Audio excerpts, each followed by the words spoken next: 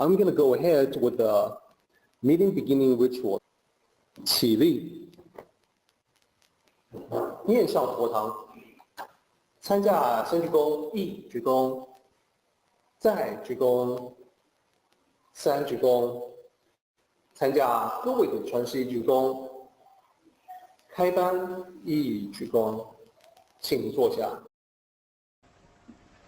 Okay, so chapter 2 goes like this. When the world knows beauty as beauty, ugliness arises. When it knows good as good, evil arises. Thus, being and non-being produce each other. Difficult and easy bring about each other. Long and short reveal each other. High and low support each other. Music and voice harmonize each other. Front and back follow each other. Therefore, the sages manage the work of detached actions, conduct the teaching of no words. They work with myriad things, but do not control. They create, but do not possess. They act, but do not presume. They succeed, but do not dwell on success. It is because they do not dwell on success that it never goes away. Okay, interesting chapter. Some preliminary remarks about that, everybody. As I survey all the different translations out there, I see that this is one of the easier chapters to translate. That when you talk about long and short, difficult and easy, etc., most everyone will get that right. The challenge in this particular chapter is the interpretational aspect of it.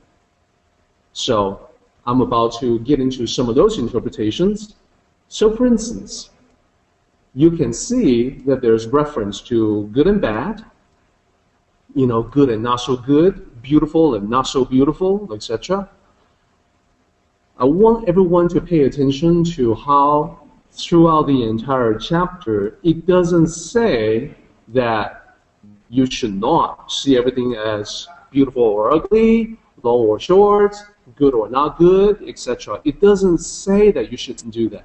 It doesn't even talk about this as being against the Tao or contrary to the Tao. Interpretationally, people take the first couple of lines and then they say that, oh, this means we should not pass judgment. We should not see everything as good or bad. We should not see people as beautiful, ugly, etc. So in reality, this chapter doesn't say anything of the sort. It is actually the first half of it, stating the world exactly as it is. That there are polarities in the world, there are complements, there are opposites in the world. This is how the world is.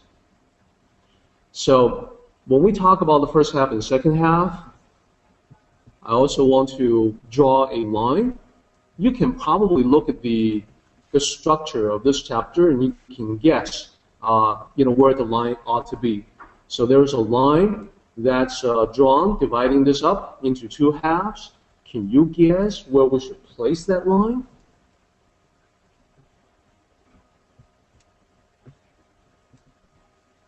Okay, time's up. That line should be right between line 8 and line 9. Like so. Why is that? Well, let's take a look. Everything above that line from 1 to 8 is all about how things compare to one another. Tall and short, big and small, etc. Everything after that is about the actions, demeanor, attitude, behavior of the sages. Okay? So everything before about the world, everything after about the sages who are skillfully living in the world. So that skill is where we want to concentrate our Tao cultivation. How do we do that? Well, let's break it down one by one. the first thing that I want to draw everyone's attention to, first two lines. And here we're not going to avoid any tough topics or, topics that other people spread around. Beauty, ugliness, good, bad, evil, etc. A lot of times these are the words that people avoid. Like, oh, there's no evil, nothing's evil. Everybody's beautiful, nobody's unbeautiful, nobody's ugly. So that's what some people will say out of perhaps political correctness. Now, there's no political correctness in ancient China. They just look at the world and describe the world exactly as they saw that. So let me step you through the different aspects of this particular line. And as you know, we're going to focus on some of the important characters. So here, this character that you see in this character, so that'll be like the fifth character, and then the character repeated itself again here. That is the character for beautiful or attractive. And then we have a character here that's the opposite. So it's translated as ugliness, but it can also be repulsive. So if you think about it, to be repulsive is the opposite of being attractive.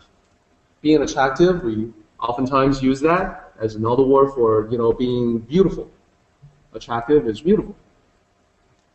So these are the keys that we want to focus on: the beauty and the non-beauty, the anti-beauty. Then we have another pair of contrasting elements. Here we have a character that means good or kind. Kindness is a goodness, so that character can be either goodness or kindness. And then we have a compound. We have two characters where the first one means not or none. So when you combine it with good, it just means not good or not kind. Perhaps you can say unkind. So this is what we're going to focus on. Before we get into that, I'll just quickly say that here, the first two characters, we have the very first character here, meaning sky or heaven, and then we have the second character here, meaning below. So together, this means all below heaven, which, if it was translated that way, that would be very valid. All below heaven know that no beauty as beauty. That's when you have the repulsiveness as well. So, and then you've got when it knows. I use it here because the context is of below heaven is everyone in the world, quote unquote, everyone in the world, and everyone is a singular. Now, there are other ways, of course, to translate. If you decided to go with all below heaven, then you can say when they know, when all below heaven know, that's a plural. Okay, so let's go ahead and delve into the meaning behind all this. Let's take a look. So these two characters, as I mentioned, beautiful, ugly, attractive, repulsive. So by this chapter, not saying that this is a bad thing you should avoid. It doesn't say that you should not see everything as beautiful, ugly, etc. What it's saying is that, well, there is judgment that exists in the world, that as long as we are alive, we're going to pass judgment on things. And that includes beauty, ugliness, etc. It's not good or bad in itself, it simply is. That's just the way the world is. That being the case, we can always become more beautiful. That's part of the perfectibility of human beings. And it doesn't have to be just physical beauty either. There's the mental and spiritual beauty, which is far greater than physical beauty. But I want everyone to note this: the aversion to judgment. you shouldn't judge. Judgment is bad. And I call it a contradiction because, can you guys see the irony here? Judgment is bad. Well, you've passed judgment on judgment, kind of, right? So you are judging judgment as bad, and therefore you want people to avoid using judgment. But what if you weren't judging judgment as bad, then you could use it? Wait a minute. So, anyhow, I want everyone to be careful about this and understand the Tao perspective. The Tao perspective does not wrap itself up in twisty little contradictions. The Tao of life, the Tao of the world is straightforward, which, acknowledges that there's judgment out there. So, if you think about it, you needed to have judgment in order to carry out any of the activities throughout the entire day. In fact, judgment is pervasive. If you think about early human beings needing to survive, well, they had to have judgment. They had to judge what was safe, what was unsafe. They had to judge, where food was going to come from. What is the risk of going after certain, vegetables, fruits, animals, whatever. They had to make a lot of judgment calls, and the better you make those judgments, the more correct you are, the more likely that you can survive. So judgment isn't quote-unquote bad. It's not good or bad in itself. It was something that was natural and necessary. And that's the bullet that I have from down here. Today, we are no longer caught in the survival game, but I will say to you that it is just as natural for you to exercise your critical faculties as it was for early humans. Indeed, it is as necessary for you as it was back when people's lives depended on exercising sound judgment. We still have to use judgment every single day. When you think about driving, well, that simple thing that we think about driving, that actually incorporates hundreds, thousands of judgments, second by second. So as I mentioned before, the other pair is good, not good, kind, unkind. So you need to be able to tell what's good, what's not good, what's good, what's not as good, and that's what this chapter is all about. So the real Tao is not about seeing the unity and forgetting that good and bad exist. The real Tao is about looking at the good and bad in a skillful way, a way that serves you, a way that optimizes your happiness, the joy, abundance that you deserve in life, a way that optimizes your chances of fulfilling that which you are here to do, your mission in life. So this is going to be a little controversial, like the people that I refer to, that I encounter in the beginning of my spiritual quest, they'll look at this and they would be probably horrified because it is so incredibly contrary to what they're used to thinking. But I would also say that what they're used to thinking, it simply does not work. The Tao works. So moving on, there's more. Okay, so now I want to sort of temporarily point your attention. I temporarily do without this particular character. So now all of the characters actually line up. So I'm trying to say that we have this character that is consistent from line 3 all the way down to line 8. I think everyone can see that. So can you guess what that character corresponds to in the translation? Each other. That's correct. Each other is what that single character corresponds to. It can also be one another. If you translate it, if you want to translate it using different words, one another is another possible translation. meaning the same as each other, or sometimes translated as mutual. So, for instance, like, mutually assured destruction is, two parties destroying one another, destroying each other, etc. So that's what that corresponds to. So what this says is that there are all these different pairs, all these different concepts that exist in the world, but when you focus on one of them, you are also acknowledging the existence of the other. So being and non-being, let me talk about this. That's these two characters here are the pair.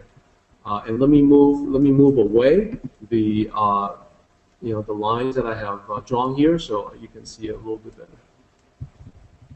And just move that away. Okay. So now you can see these two characters. That's basically having and not having, or existence and non-existence.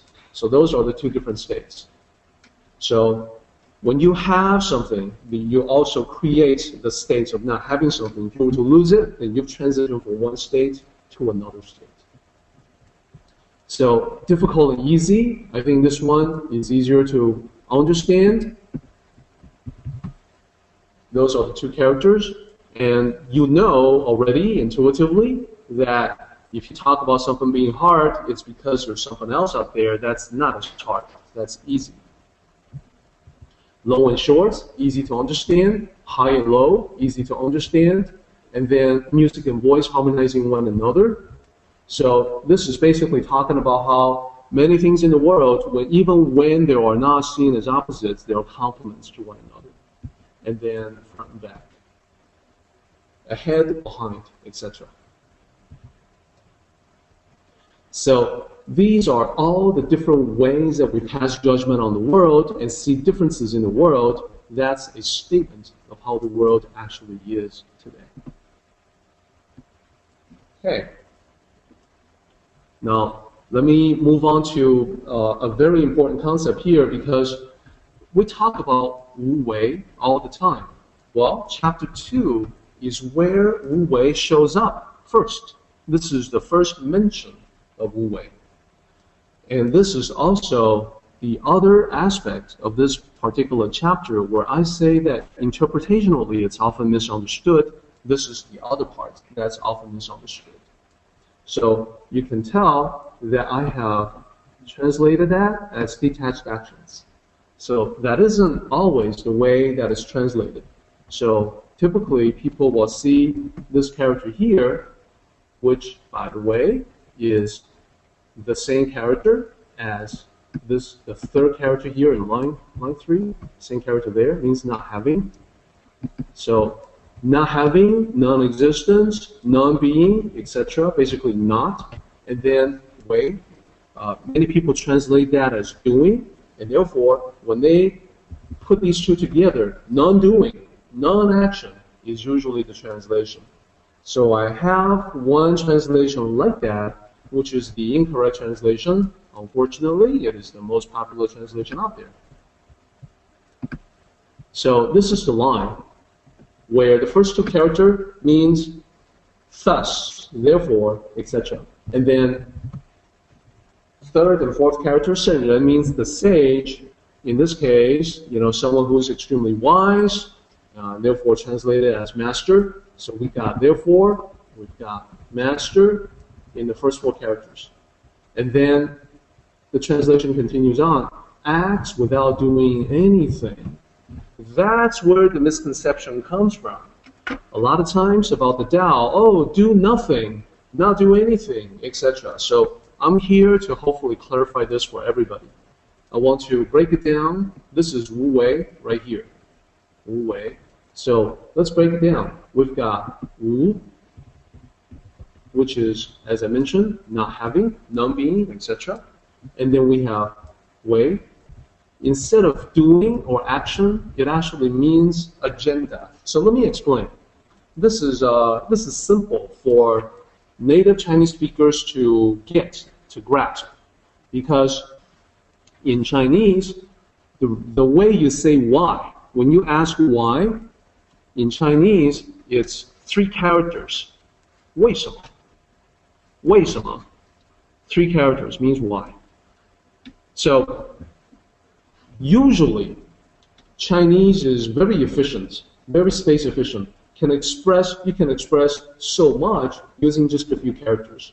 So, if you were to take a look at the comparison between the Chinese and the English, you can see that the Chinese side, they seem to be so short, just a few characters. On the English side, you need to use quite a few words sometimes to depict one Chinese character.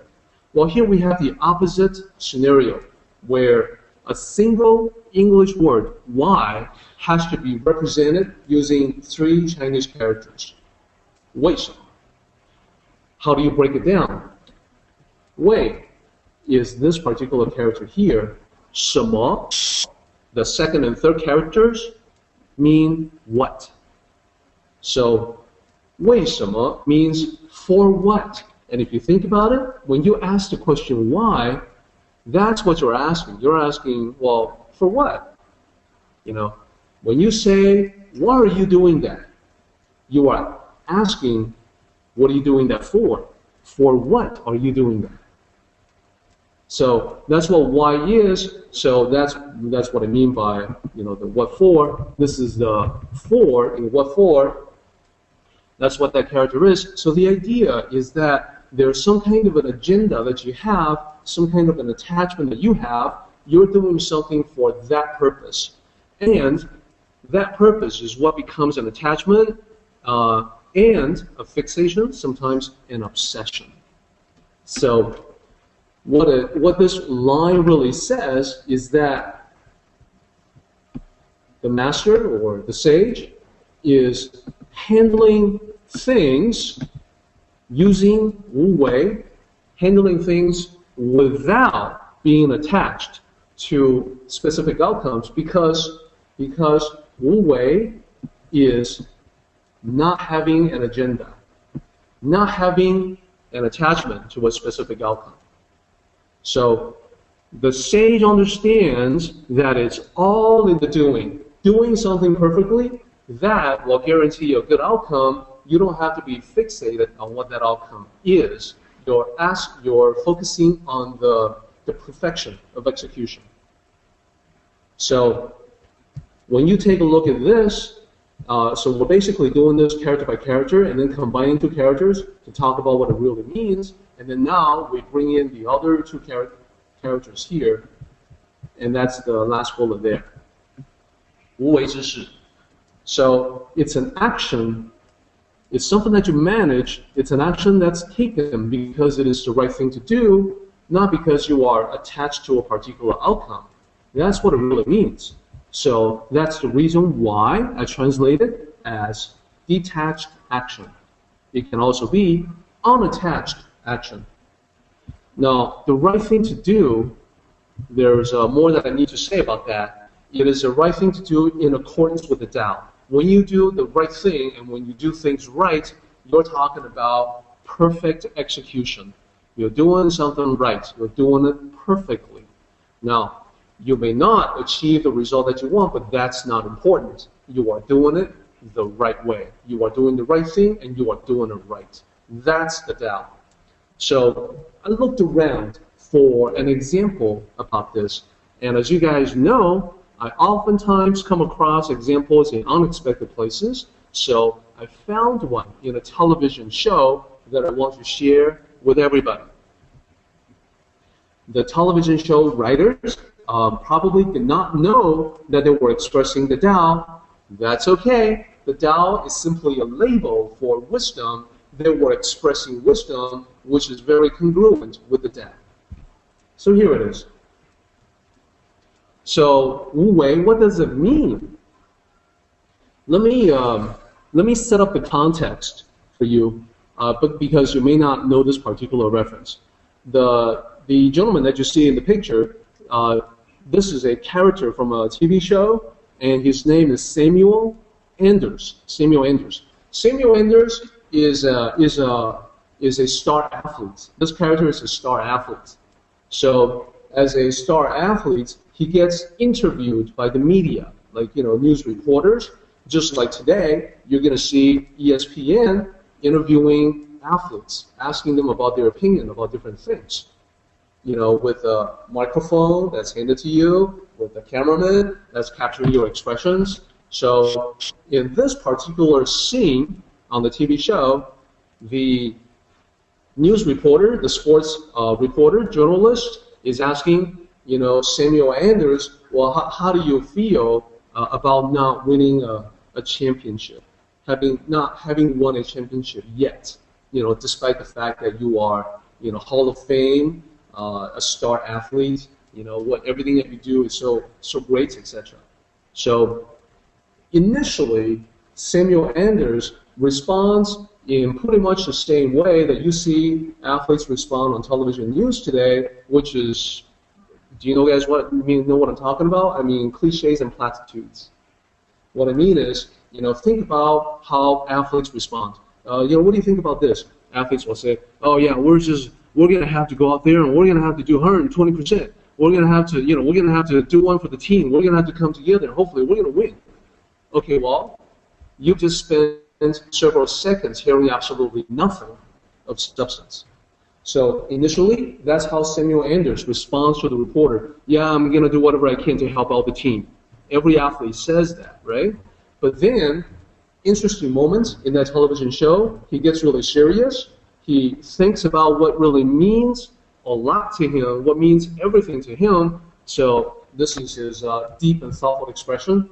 And he's answering the question, how do you feel about not winning championships? He says, if you want to know the truth, I don't really care about the stats or the cup or the trophy or anything like that. Even the games aren't that important to me, not really. What matters to me is the perfect throw, making the perfect catch, the perfect stepping block. Perfection, he continues on to say, that's what it's all about.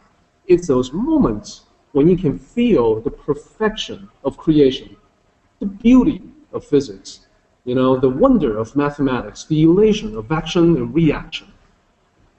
That is the kind of perfection I want to be connected to. What's he talking about? What does it all mean? He means that what he wants to be connected to is WÚ WÈI. He wants to be connected to the perfect execution, the perfect motion, the perfect movement, and not worry about the score, not worry about whether or not you're going to win or lose, or, other people can worry about stuff like that, keeping track of scores. Other people worry about things like, oh, today is this payback for the, for the loss that you suffered before against this very team, stuff like that. Domination, losing, winning, petty keeping track of scores, etc. When you're at this level, you rise above, you rise beyond all of it. You just want to do things right and do the right thing.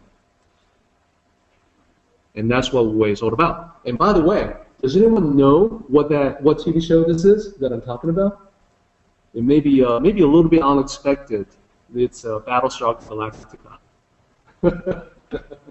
So I'd like to say that you find the Tao in the most unexpected places. Yes, this was from Sci-Fi Channel. Interesting show.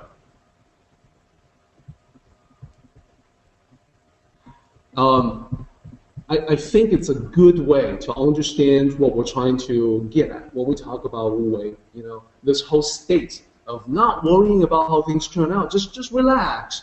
Do the best that you can. That's the Tao. Okay. So let's continue on our discussion. So the sages managed to work with detached actions. Now, the important thing that I wanted to say there is that, after talking about ugly, beautiful, good, not good, non-being, being, difficult, easy, etc., etc., the sages, it doesn't talk about how the sages doesn't see the differences. The sages are very aware of those differences, those distinctions.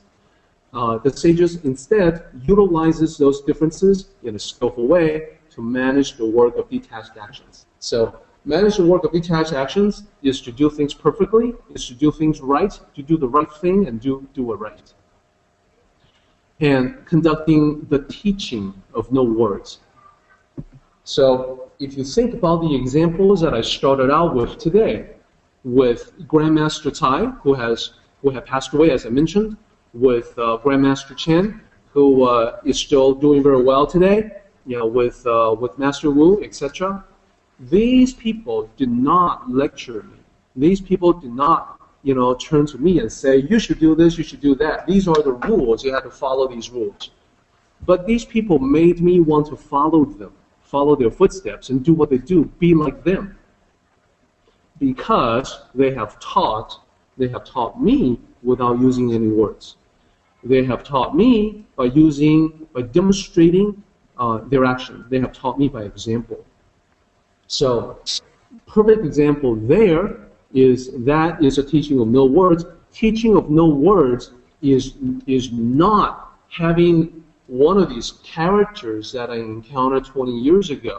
Okay, these people who are always gotta smile and say nothing, and then walking in front of a room full of people, sitting down, and then for the next 5 minutes, smiling and saying nothing. That's not teaching without words. That's just being pretentious. That's just trying to put out more than what you actually possess to disguise the fact that you don't really understand the concepts all that clearly.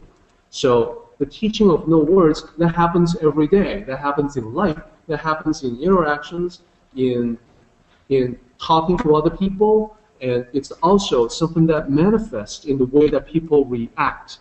So when I observed how much incredible respect that people had for these living sages, then I see the power of virtue.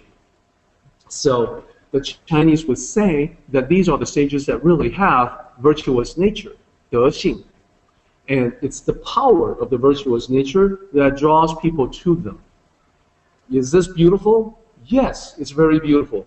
Spiritually beautiful, mentally beautiful. Physically, it doesn't really matter that much what these masters look like. They are beautiful individuals, beautiful beings, beautiful souls.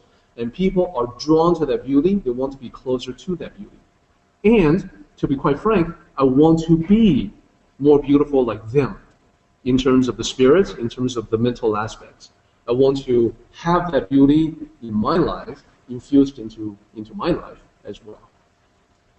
So the teaching of no words is all about behavior, attitudes, actions, interpersonal interactions, etc. So what are those?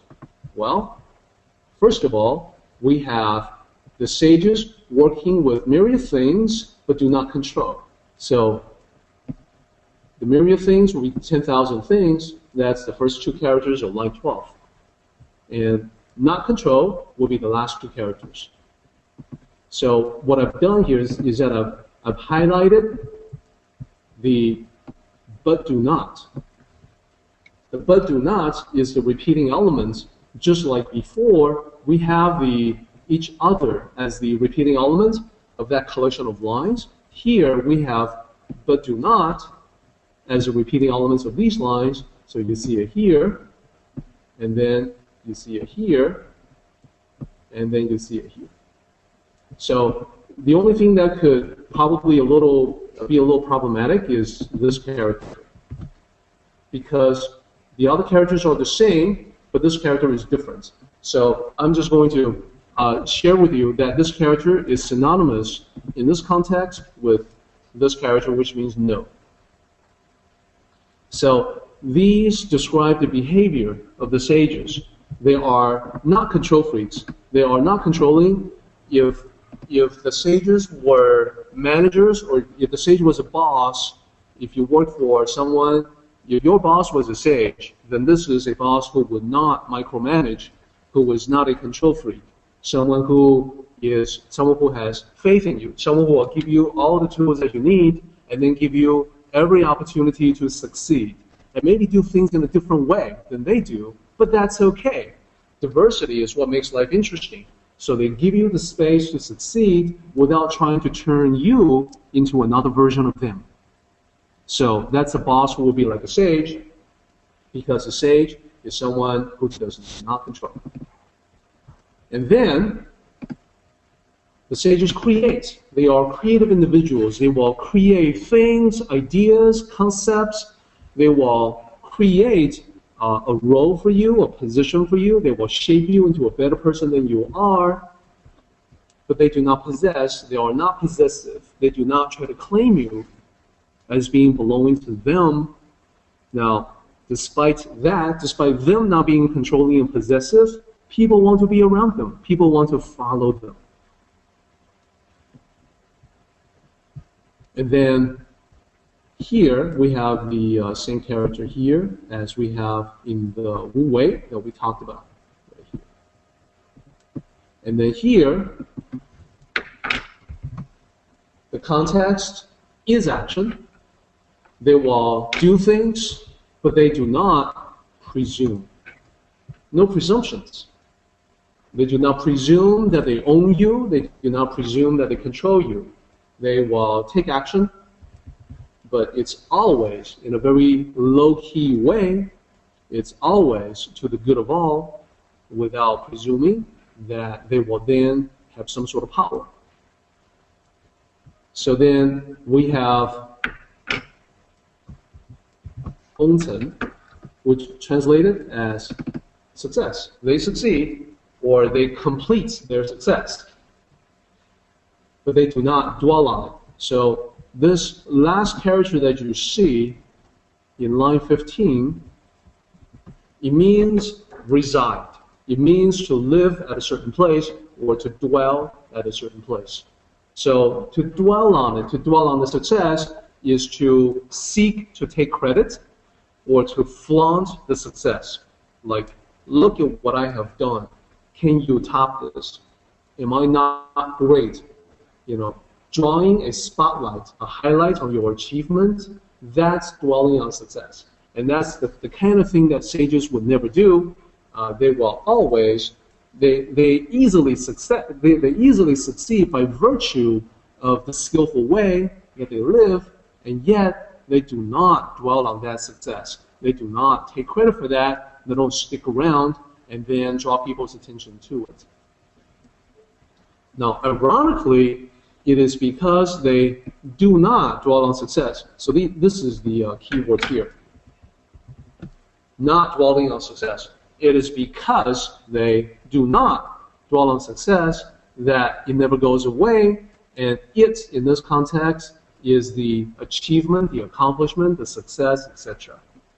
So those who dwell on success want to take credit for it. What they have accomplished is transient. It's temporary. It comes and goes.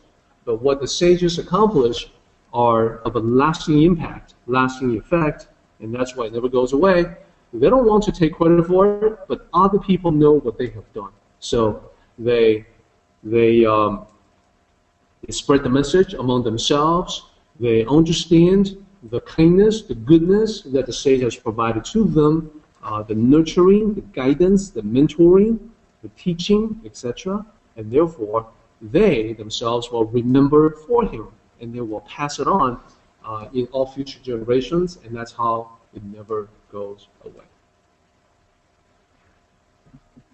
Okay, so what we have done so far is that we've gone through chapter 2, beginning to end, pretty much line by line, pretty much character by character. Well, the important characters we have highlighted and explained. So I hope that that was helpful, and I hope you get the overall idea. I am now about to attempt to tie everything back to the remarks that I made at the beginning of our time together today.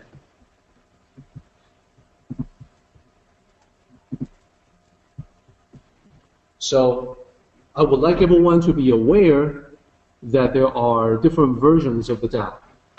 So there's a distorted version, and then there's the real Tao. Now, I get into a lot of trouble making statements like this because there's always going to be people who say, well, how do you know who appointed you the ultimate judge of what is and isn't the Tao? Your Tao is different from mine. So, you know, my Tao may be different from yours, and therefore you can tell me what is right and wrong and stuff like that. It just goes on. all I can do is that I can say, this is what is really taught in the East. You know, the real Tao is what's really taught in the authentic traditions, and it is what really works. So what I'll do is that I will, you know, here's what I'll do. I'll cross out this part. Pardon me there. That's the wrong one to do. Well, actually, I'll just set it into a gray color. Here we go. So that I can highlight the real thing. But the distorted version of the Tao, what it says is that you have to embrace everything because everything is good. So the real Tao is not about that. It's not about trying to pretend that everything is good. In fact, when you understand the real Tao, you look at the distorted Tao, and then you will see a lot of self-deluding beliefs that don't really serve anyone. And then, now the real Tao isn't saying that you shouldn't embrace, you know, the environment. I'll get you what the real Tao says. And the second bullet there, distorted version of the Tao, accept yourself because you're already perfect. The problem is that this can oftentimes lead to stagnation, lead to people thinking that there's nothing they really need to do. They don't change anything, so nothing changes. They don't change themselves, and therefore life doesn't change for them. And then lastly, we should not pass judgment on anything. So remember what I said about the irony of all this. This is passing judgment on judgment. This is judging judgment as being a bad thing, and that is why we shouldn't judge. So again, distorted versions of the Tao, contradictory, ironic in a way, and not something that helps anyone. So to counteract all that, there's the real Tao. This entire chapter is about how there are different things in the world, different levels of things, different evaluations in the world. So there's good and bad, better and worse in the world. One gives rise to the other. So fully one half of this chapter, the first half of this chapter, is all about that. That everything is in comparison with everything else. That's the nature of this world in which we live. To deny that is to deny reality. So how do we deal with it? How do we deal with the bad? The reason why the distorted version of the Tao wants to talk about how there are no problems and nothing is bad, etc., is because oftentimes when you acknowledge things being bad, that can cause people to have a panic attack. Now, the key to it is that when you are in a positive frame of mind, the things that you do are better. You can take better actions more quickly, more effectively, when you are in a positive frame of mind. When you are in a negative frame of mind, you mess up all the time. You screw things up. You become like a klutz, almost paralyzed with fear in some cases. So they want everyone, therefore, to know that everything is good, and you should always be positive about everything. So that's okay. I understand the good intention behind it all, but I still want to approach with a realistic understanding of the world and the Tao. So in the Tao, the idea is to acknowledge the bad with courage, and then assign a meaning to the bad thing that empowers you. So, you know, I've heard since that time 20 years ago, I've heard many repeated expressions of this idea that everything is good, nothing is bad, and then I would also have other people who listen to that become very skeptical, and then they will say, they will challenge the speaker. You know, they will say something like, "Hey, what about 9/11? What's so good about it? 3,000 people died." And then you have someone who, you know, the person who believes that everything is good, nothing is bad, everything is already perfect, has a tough time trying to explain how there are no bad things in the world. Now, I want to say it's not necessary. It isn't necessary to try to explain everything. It is only necessary that we accept everything as it is and then find a way to empower us So a tragedy like 9/11 or other accidents, other tragedies that have happened, is there a meaning in it that can be empowering? Yes, absolutely. The meaning of the tragedy can be that it has reminded me of the fleeting transience of life, the impermanence of life. So I want to seize the day, use the opportunity that I have today to cherish the moments that I have and let my loved ones know how much I care about them and not take them for granted. That can be the meaning that I assign to the tragedy. Is that an empowering meaning to me? Yes, it is. Another empowering meaning can be, yes, something bad has happened. This means that there's improvements that I need to make. There's work to be done to make sure that it doesn't happen again. Is that empowering? Yes, it is.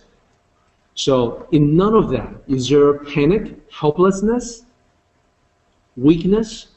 In all of that, there is courage, there is strength. So lastly, the very last thing that I would like to say today is that you are likely to come across this again. You are likely to see other people who express the opinion that everything is good, you are already perfect, embrace everything, etc., and don't judge. Then you want to, number one, keep in mind that when they say everything is good and that you are already perfect, that's already a judgment that they are passing on everything and on you. So you need to question their judgment that they want to do without judgment. Think of judgment as being perfectly natural. Remember, all of us are given critical faculties, a brain, ability to think, to reason. It is very natural for you to use that ability. It is very natural for you to reason.